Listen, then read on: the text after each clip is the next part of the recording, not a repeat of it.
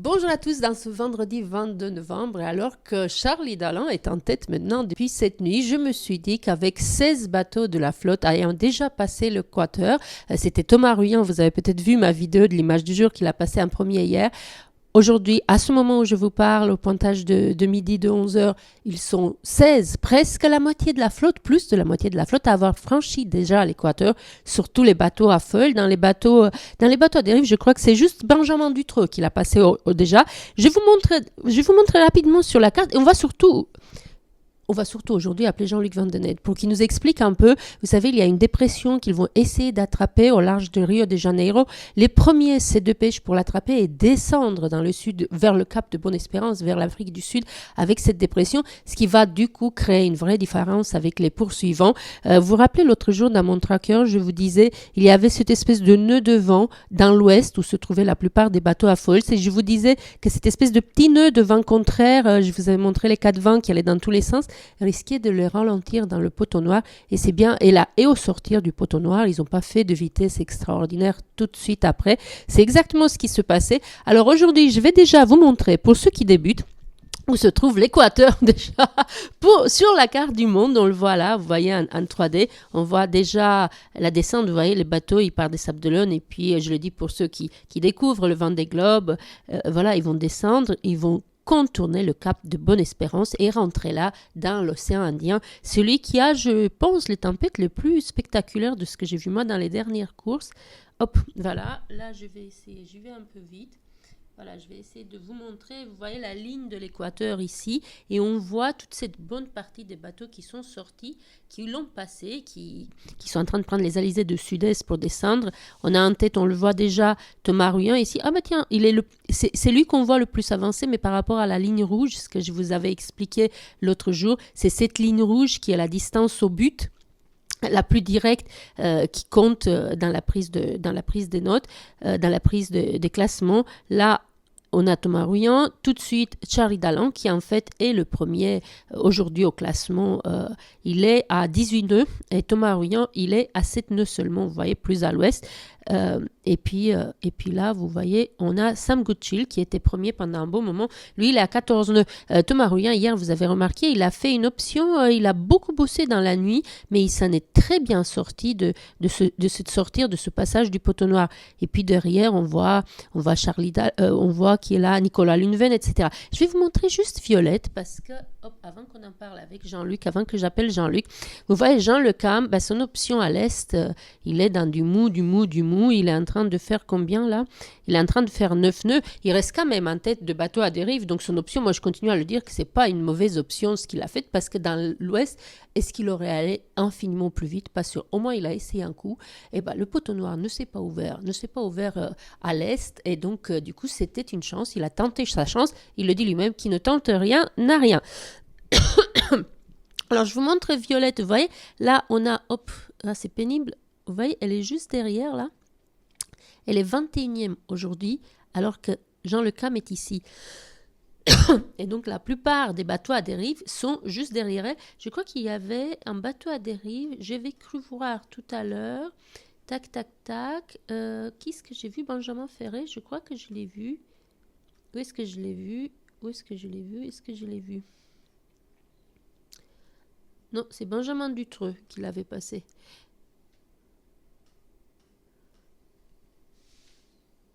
Hop. Je cherche Benjamin. Eh oui, Benjamin Ferré, il est 24e. Donc aujourd'hui, en fait, à l'heure où je vous parle, ce vendredi midi, Jean Le Cam est en tête de bateau à dérive, 20e, suivi par Violette d'Orange, 21e. Ça va peut-être pas durer. Violette, elle fait quelle vitesse? Elle est à 11 nœuds maintenant et Jean Le Cam, il est à 9 nœuds, donc elle est pas mal. Et puis dans les bateaux à dérive, qui est-ce qui suit? Benjamin Ferré, toujours celui qu'on découvre sur ce Vendée Globe, que moi je découvre en tout cas, qui est toujours, mais à 8 nœuds seulement, en tête des bateaux à dérive, suivi de Luidu, qui tenait la tête des bateaux à dérive jusqu'à cette nuit, qui lui a 8 nœuds. Donc lui, il est à 8 nœuds et Benjamin Ferré, 8-7. Et Louis-Duc à 8-9. Donc voilà, la petite bagarre entre Benjamin Ferré et Louis-Duc, elle continue. Moi, j'adore ça. Je vous encourage à voir, si vous ne l'avez pas encore vu, mon interview de Louis-Duc. Moi, je le trouve formidable, ce garçon, incroyable. Et ce qu'il dit, justement, sur la bagarre des bateaux à dérive, sur son envie de de pousser son bateau en faisant attention à ne pas casser. Évidemment, lui, c'est un bagarreur, lui. Donc vraiment, regardez-le et regardez l'interview que nous avons faite. Vous allez voir, elle est pas mal. Là, je travaille sur sur un truc sur Violette d'Orange, un petit portrait. Tiens, je vais vous le mettre en ligne cet après-midi. Allez, sans plus attendre, on va essayer. Moi, je pourrais vous faire encore un tracker, mais moi, je peux vous en faire tous les jours. Là, aujourd'hui, nous avons la chance de pouvoir avoir avec nous Jean-Luc Vandonet qui va nous expliquer tout ça bien mieux que moi. Alors, on l'appelle. Jean-Luc, la première question, parce que j'en parlais à l'instant, je ne sais pas si tu as remarqué, ce matin, Violette d'Orange est juste derrière Jean Le Cam. Elle est, tu vas sur le tracker, je ne sais pas si tu as regardé, elle est pas loin derrière Jean Le Cam. Tu n'as peut-être pas vu encore? Bien sûr que c'est. J'ai tout regardé. Ah, alors c'est impressionnant, elle est impressionnante cette petite, parce que du coup elle se trouve en deuxième position des bateaux à dérive, quasiment. Alors, et en plus, moi, je vais te la rendre encore plus impressionnante parce que, en réalité, il y a un avantage énorme en positionnement pour ceux qui sont à l'est par rapport à ceux qui sont à l'ouest. Là, ce qui est important, c'est la descente dans le sud.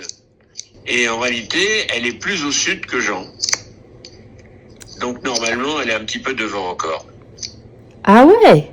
Ah oui. Tu comprends? Oui, et en plus, elle a un peu plus, elle est à 9 nœuds et Jean, il est qu'à 8, je crois. Ouais.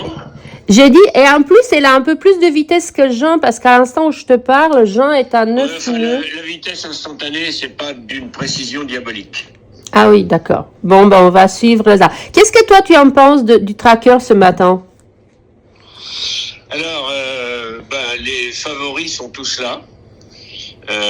Ils ont tous passé le poteau noir. Et moi, je ferai une remarque. Il y en a une que je n'attendais pas du tout à cette position-là. C'est Justine. La première des vieux bateaux, c'est Justine Métro. Elle possède l'ancien Foncia Elle possède l'ancien Charal de Jérémy Bayou. Et elle est devant lui. Et donc, c'est la seule qu'on n'attendait pas à cette position-là. Le reste, c'est normal. Charlie Dalin a visiblement une vitesse constante légèrement supérieure aux autres. C'est pour ça qu'il est passé de la 5e à la 4e, à la 3e, à la 2e et à la première place. En réalité, il est un tout petit peu favorisé lui aussi parce qu'il est un petit peu plus à l'est que vulnérable, mais très peu et on voit qu'il va plus vite et donc il est virtuellement premier pour l'instant.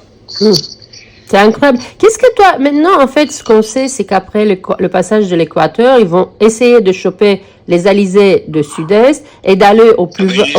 Ils sont dans les alizés de sud-est. Et de descendre au plus vite pour creuser l'écart avec les poursuivants.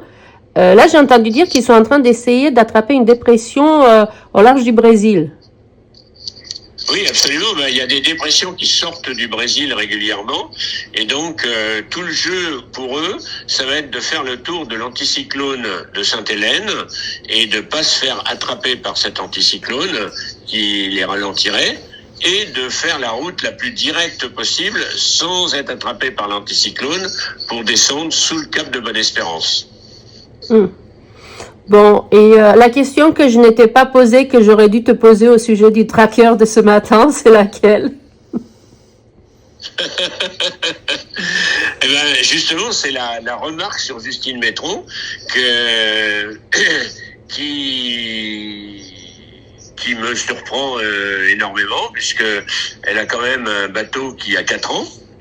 Jean-Luc Vandonet, tu n'as pas regardé la vidéo qui est Justine Métro que j'ai fait pour ma chaîne YouTube samedi dernier. Je t'encourage à la regarder. Non, c'est vrai que samedi dernier, j'avais du monde et j'ai pas regardé samedi. Dernière question qui est une surprise pour moi aussi. Boris Herman, qui était un des grands favoris, il est quand même il fait pas un début de course intéressant, pas trop spectaculaire, en tout cas du tout, pas ce qu'on attendait de lui. Est-ce que c'est parce que son bateau était construit plutôt pour l'Ocean Race, et non pas un Vendée Globe? Comment t'expliques ça, toi? Eh ben, je ne l'explique pas. Ça fait partie des autres surprises, mais plutôt des mauvaises surprises. C'est vrai que je l'aurais mis dans le top 10 sans aucun problème. Et donc, il est un peu en retrait. Surtout que, ça y est, les autres les 10 premiers ont creusé un petit écart par rapport aux suivants. Par rapport aux 3 femmes qui suivent. Alors là, c'est un hasard total, 11e, 12e, 13e, mais il y a déjà un petit écart qu'on voit très bien sur le tracker, sur la carte. Et puis, évidemment, derrière, l'écart va se creuser, surtout que ces bateaux-là, ce sont les bateaux qui vont le plus vite, quoi. Donc, forcément, l'écart ne va faire que grandir avec le reste de la flotte. À moins qu'il y ait une séquence pétole comme il y a eu dans l'hémisphère nord et que ceux de derrière rattrapent ceux de devant. Mais il vaut mieux toujours en mer être devant et gérer ceux qui sont derrière que l'inverse.